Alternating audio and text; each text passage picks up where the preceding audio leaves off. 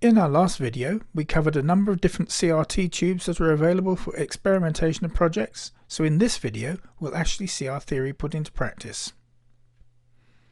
Although the original plan was to knock up a simple power supply and voltage divider and to put a spot on the CRT screen, in the end it seemed far easier task to utilise these parts already built on an existing project. This, as it so happens, is an early radar room demonstrator you see in its box. And now out of its box, what we'll do is remove the connector base from the bottom of the tube and break out the connections such they can be used instead by an external tube. In fact, we'll subsequently use the time base from this chassis as well for the following experiment. As we'll need to display a waveform or two during this video, it seemed appropriate that the oscilloscope we're going to use be a homemade device as opposed to a commercial product. The scope was in fact built back in 1979. This is the setup we'll be using to demonstrate how to put a spot on the screen of a CRT. We're using a demonstration unit here which has recently had a transformer change on it, but the transformer was too low a voltage for it, but it still works, which will be perfect for our opportunity here because the maximum you can see across the tube is just under 500 volts. Which makes it interesting seeing just how well some of these tubes work with a very, very low HT voltage. Or it should be EHT, but we can't call that 480 EHT. So there we go. And what we're going to do is we're going to look at the tags in turn and see what voltages we expect to find on that tube. And we'll adjust obviously the brightness and focus controls so you can actually see how the voltage changes as well. So, first and foremost, let's have a look at the lowest voltage you're likely to find. With the grid cutting off at its maximum, you'll find we turn the brightness control down, it's connected to the grid, minus 327 volts. Minus 327. And if we turn up the brightness, then it goes up to minus 255. Okay, the next one is M1, which is 257. Now that is the cathode we're looking at. Now the cathode is the bottom end really. The brightness has to go below that.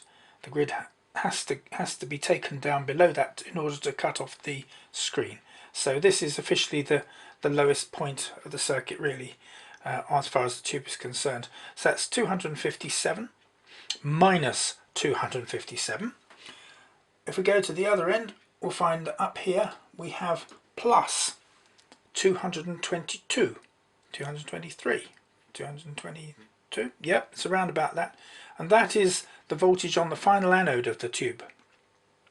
Now we've connected, for the purpose of this demonstration, we have taken both the X and the Y plates, both pairs, and connected them to this particular voltage so that we basically have a spot and we have no line or anything else on the screen. The idea is to have a spot. So what we do now is turn it back up. I believe we've seen it working already, but let's just check again. We turn up the brightness. That's only works at the very last bit of the control. So yes, we have a spot on a 3 BPI.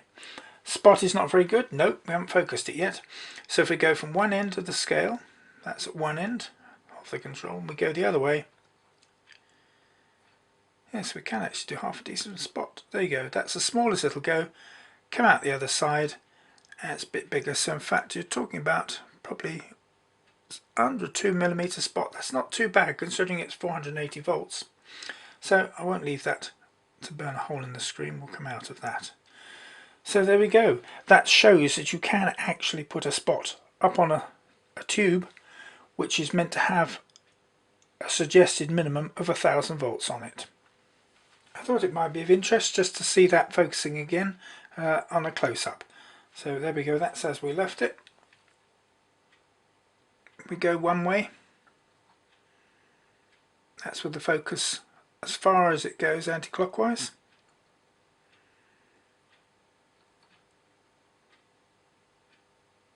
And that's it as the smallest spot we can do. I think it's probably about 2mm maybe. then that's the other end. It just go a bit further and it goes a bit bigger. So that's it. That's as small as we can do. 3 BPI working at 480 volts. In this part of the video we're going to try and show something a little bit more than the spot on the screen, i.e. some form of display. Now there's several things we must mention here which are quite important when we're trying to produce a proper display on a CRT. This is one of them. It's not a very good idea to try and use a cathode ray tube without some form of screening around it. If you do, then you are going to end up with a lot of interference from metallic objects, sources of interference such as a mains transformer, another sort of transformer. This doesn't fit this particular one, but as I say, we have not used one for this demonstration unit. There's no screen on there at all and plagued by problems, hence the power supply is remote, and that's why you can't see it in this picture. There's no transformer there at all. So that's the first thing to remember. So what we're going to do is we're trying to do something that's very difficult to do. With this bird's nest here, we're picking up everything under the sun, mains particularly. So first and foremost, on the scope over the back we can see the time base coming from the demonstration unit. Not a particularly good slope, it's not a particularly good oscillator, it's just an ordinary Miller oscillator, and this particular one isn't particularly good, but it does a job. Now what we're doing here is we have, note the two controls on there. We've taken the X and Y plates to potential dividers between the HT and the 0, that's the plus HT, we're not talking about the negative voltages at all, and then we've connected that to an X and a Y. Then we've taken two 10 mega ohm resistors and looped them back again, so both plates follow each other. Otherwise we wouldn't have a display at all, because there's no amplifiers here, nothing to keep the voltage where it's supposed to be. So this is really a bit of a game, but we have results to show you, and that's what matters. So we know that's up. We have here a 50 Hertz oscillator which is running a square wave at the moment to prove it's not just the mains hum. So if we wind up the brightness, we can start seeing a display on the screen. If we adjust the focus, then that's about as good as it's going to be. If we adjust the frequency of the time base slightly,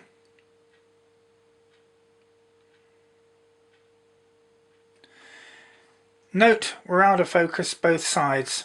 This is because the X and Y plates have a window within which to work properly to give a good clear trace. These are way out of it. We have no amplifiers running it. There's no X amp, there's no Y amp. This is just coming straight down these unscreened wires, and hence the mess on there. But that is what we're aiming for, is to produce a display on a screen, and we've done it. If we change that to a sine wave, you can see that the way it's going like this, of course it's beating with the mains frequency, which is 50 Hertz. In the States it's 60 Hertz, so if you're watching this in America you'd worry about 60 Hertz. We worry about 50 in the UK.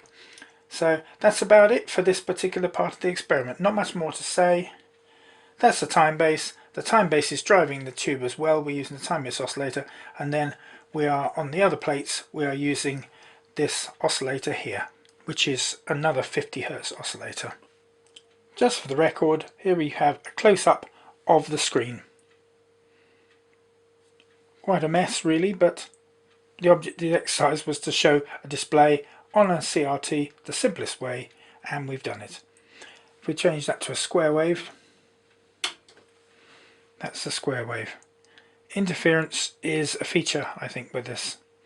Anyway, there you go. Obviously if we cleaned it up, we put proper X and Y amp, and we screen those wires, put a shield around it, then we'd end up with something more like you saw on the oscilloscope, which has exactly the same tube. It's a DG75. The oscilloscope you saw just now, that was a DG75 tube in there as well. Just to expand a little on the difference between asymmetric and symmetric plate drives, here's a little diagram to hopefully clarify this. Quite simply, with symmetric plates the tube will require a differential drive. If symmetric plates are driven by a single source, then the tube will indeed still work, but there will be trapezium distortion visible. Whether this is a problem or not depends on the tube usage. With an asymmetric drive, however, a single drive stage can be used to one of the plates of the pair, with the other usually taken to the fixed supply feeding the first and third anodes. Here is the circuit of our lash up in case anybody wants to have a try at doing the same thing with a CRT. Don't forget that this is just a development rig, so is not meant to be used within a proper design. Something also to remember is there are high voltages present in many of these wires, so do take extra care when adjusting those pots. Having concluded this video, and before dismantling the bird's nest, I swapped a few wires around, added a couple of old transformers to try and create some lithogist pictures on the on-screen jumble. Here are a few of the results.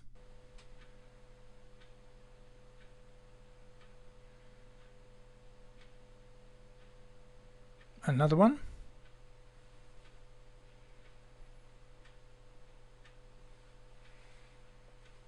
And just one more.